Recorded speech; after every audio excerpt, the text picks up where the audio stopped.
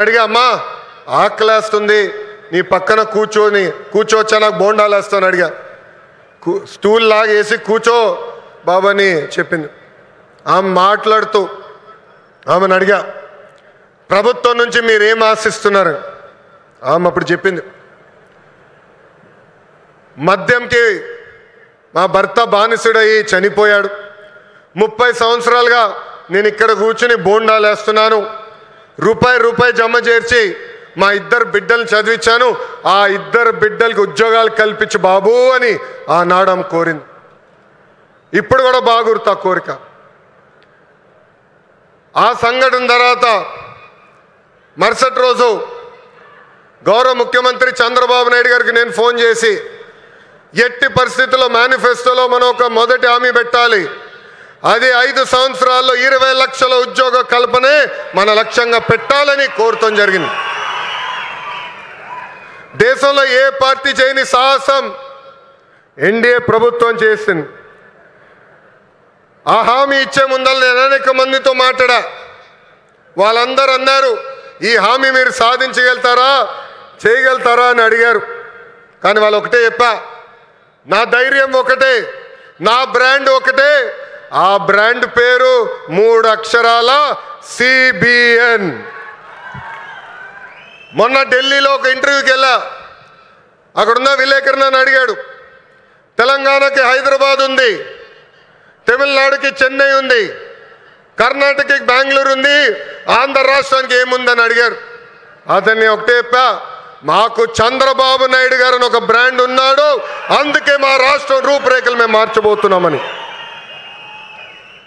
2024 ఎన్నికల్లో psycho పాలకుకు bye చెప్పి cycle glass కమలం పాలన మనందరం కలిసికట్టుగా తీసుకొచ్చాం గెలిచిన మొదటి రోజు నుంచి ఉద్యోగాల వేట మొదలు పెట్టాం ఇప్పటి వరకు 8 లక్షల కోట్ల పెట్టుబడులకు తద్వారా 5 లక్షల మంది నిరుద్యోగ యువకులకు ఉద్యోగాలు కల్పించడానికి ఒప్పందాలు కుదిరించుకున్నాం పనులు ప్రారంభించాం దాంట్లో భాగంగా ఈ రిలయన్స్ ఎనర్జీ ప్రాజెక్ట్ కానివ్వండి ఎన్టీపీసీ కానివ్వండి భారతదేశంలోనే అతిపెద్ద ఆర్సిలర్ మిత్తల్ స్టీల్ ప్లాంట్ కానివ్వండి BPCL Tata power TCS LG electronics లాంటి అనేక కంపెనీలు మన రాష్ట్రానికి రాబోతున్నాయి కుటుంబంలో ఒక్కరికి ఉద్యోగాలు కల్పిస్తే ఆ కుటుంబం పరిస్థితి మారుతుందని బలంగా నమ్ముతుంది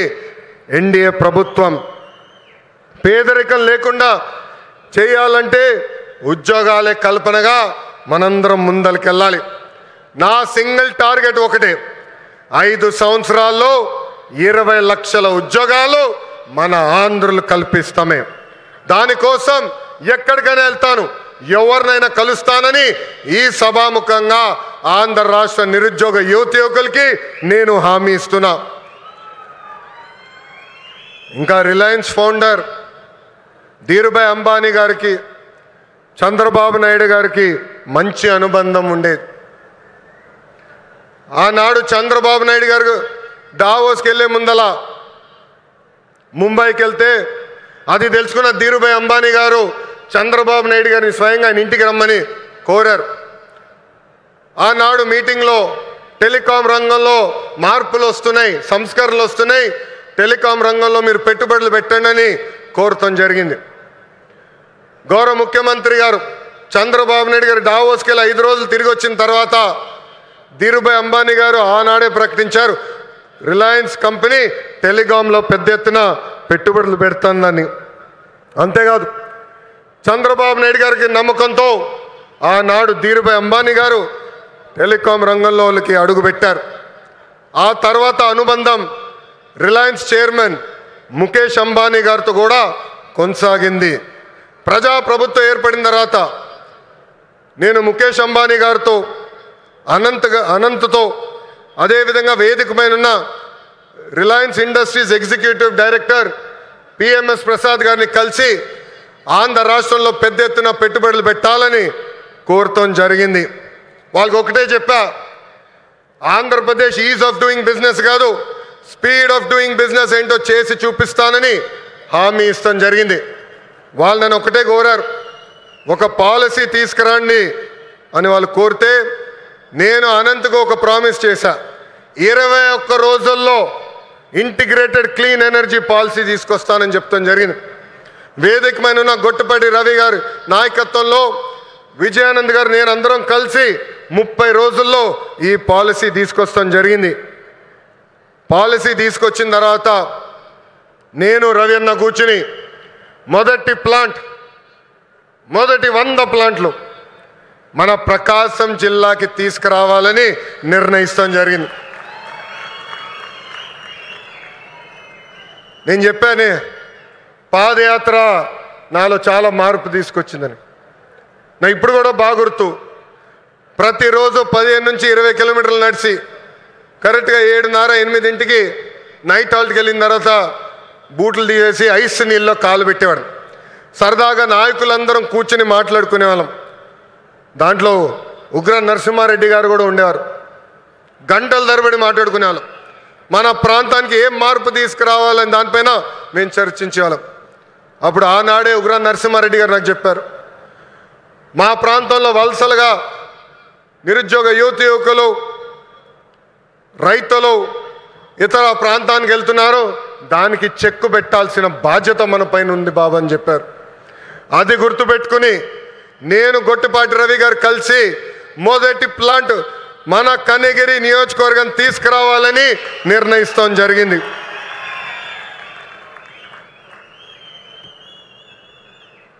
ఆంధ్రప్రదేశ్లో ఈ కంప్రెస్డ్ బయోగ్యాస్ ప్లాంట్స్ పెట్టేందుకు ఈరోజు రిలయన్స్ ఇండస్ట్రీస్ ముందుకు వచ్చింది. 65,000 కోట్ల పెట్టుబడి, దాదాపు 500 ప్లాంట్లు ఏర్పాటు చేస్తామని హామీ ఇచ్చారు. నిజంగానే ఈ సభాముఖంగా ముఖేష్ అంబానీ గారికి, అనంత్కి, పిఎంఎస్ ప్రసాద్ గారికి, మాధవ్ గారికి, హరీంద్ర కే త్రిపాఠి గారికి నా హృదయపూర్వక ధన్యవాదాలు నేను తెలుపుకుంటున్నాను. ఈ పెట్టుబడుల ద్వారా ఆంధ్ర రాష్ట్రంలోనే 2,50,000 మంది నిరుద్యోగ యువకులకి కూటమి ప్రభుత్వం ఉద్యోగాలు కల్పించబోతుంది. ప్రకాశం, అనంతపురం, కడపలో ఉన్న 5 లక్షల ఎకరాల బేడు భూమికి వినియోగంలోకి తీసుకుని రాబోతున్నాం. నేను యువగలంలో ప్రకాశం జిల్లాకు ఇచ్చిన హామీని, దాంట్లో ఒక్క హామీని ఈరోజు నిలబెట్టుకున్నానని గర్వంగా చెప్పుకోగలుగుతున్నాను. రిలయన్స్ మొదటి సిబిజీ ప్లాంట్ కనిగిరిలో శంకుస్థాపన మేము చేశాము.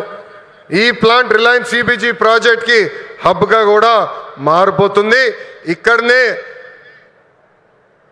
హెలికాప్టర్ ఎక్కే ముందల 5 ప్లాంట్లు అనుకున్నాం. హెలికాప్టర్ దిగిన తర్వాత ప్రసాద్ గారితో మాట్లాడిన తర్వాత మీరు మాకు భూములు ఇవ్వండి, తప్పనిసరిగా ప్లాంట్లు ఏర్పాటు చేస్తామని చెప్పారు.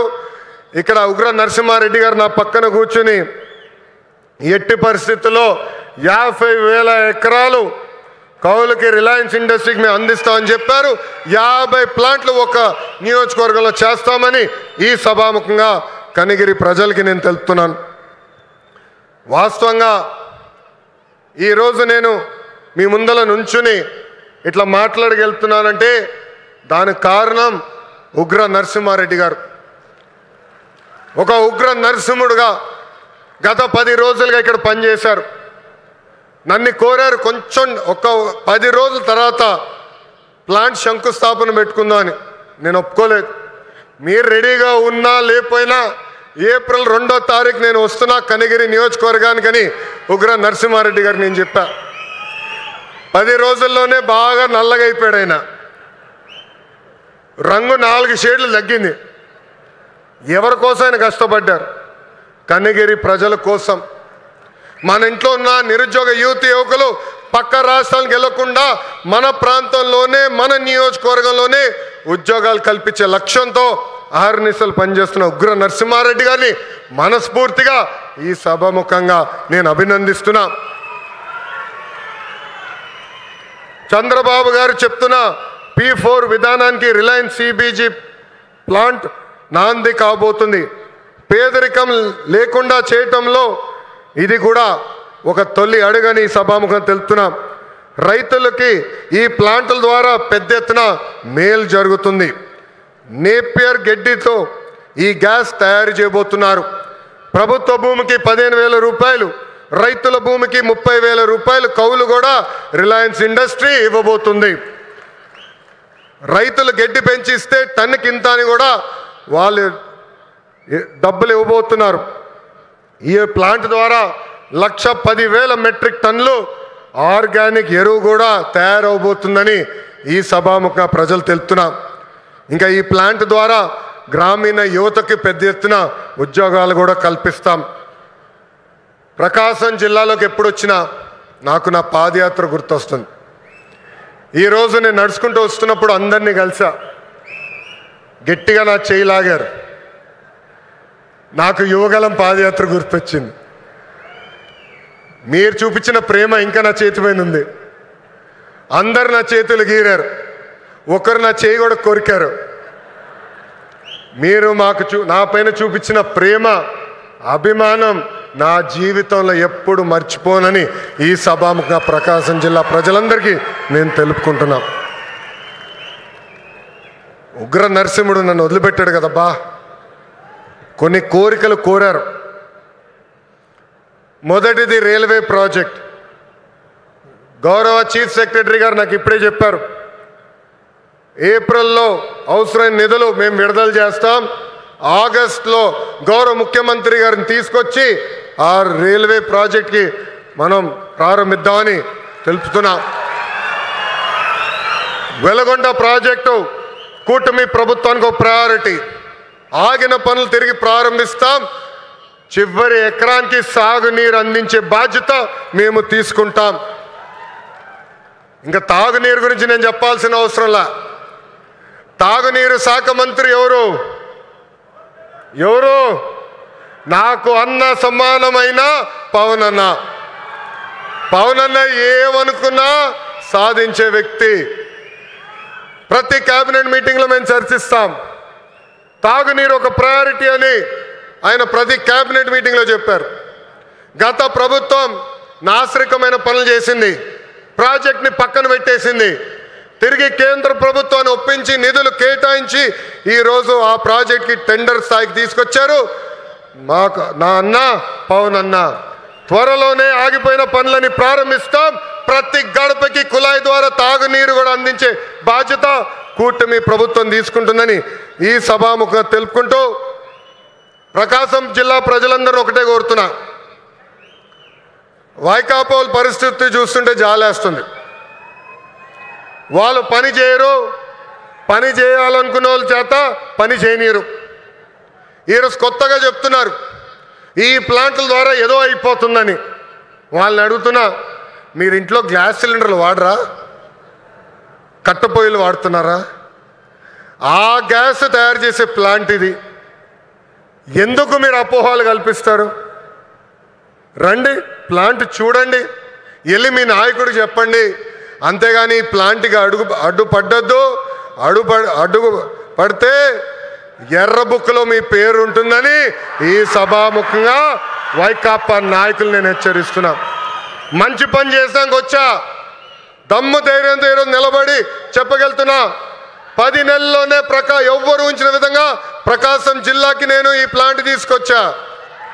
అంతేగాని తప్పుడు ప్రచారం చేస్తే నేను మిమ్మల్ని వదిలిపెట్టనని ఈ సభాముఖంగా వైకాపా నాయకులకు నేను హెచ్చరిక చేస్తూ,